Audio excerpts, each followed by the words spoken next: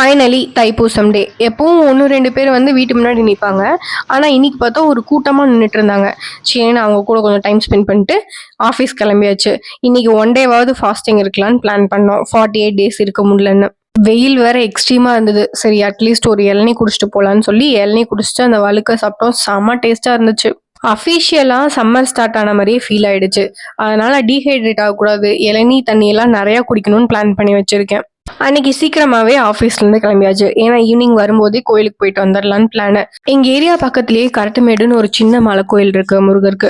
அங்கதான் போலான்னு பிளான் பண்ணியிருந்தோம். ஆனா சரியான ஒர்க்கு, அவ்வளோ ஸ்டாமினாவும் இல்ல. சரி பக்கத்துல இருக்க சிவன் கோயில்ல போய் அங்க இருக்க முருகர் கும்பிட்டு வரலான்னு அங்க போய் சின்ன முருகர் பெரிய முருகர் எல்லாத்தையும் கும்பிட்டு வந்து வீட்லயும் சாமி கும்பிட்டு ஃபாஸ்டிங் பிரேக் பண்ண ஸ்டார்ட் பண்ணியாச்சு. இப்பெல்லாம் ஃபாஸ்டிங் பிரேக் பண்றதுக்கு பச்சரிசி சாப்பாடு தான். கூடவே கொஞ்சம் சக்கரை பொங்கல் வச்சிருந்தேன். வெள்ளத்தை பிரேக் பண்ண சங்கடப்பட்டுட்டு கரும்பு சக்கரை போட்டு வச்சிருந்தேன். டேஸ்ட் நல்லா தான் இருந்தது.